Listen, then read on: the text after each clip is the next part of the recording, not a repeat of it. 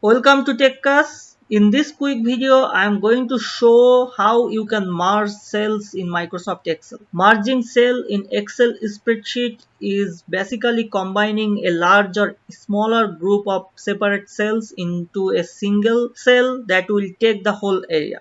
There are several ways to combining or merge cell in Microsoft Excel, but I'm going to show you the easiest and mostly used way. So first, to merge cell, you have to select the cells where you want to merge and go to Home tab, then go to Alignment and then select Merge and Center.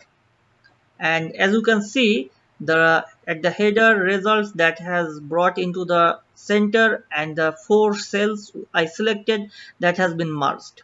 But for instance, you want to unmerge it again, so what you have to do, just click it again and it has been unmerged. But in some cases where you want to merge the cell only but you don't want to bring the write up at the center, in that case what you can do, you can basically go at the merge and center drop down and just select merge across.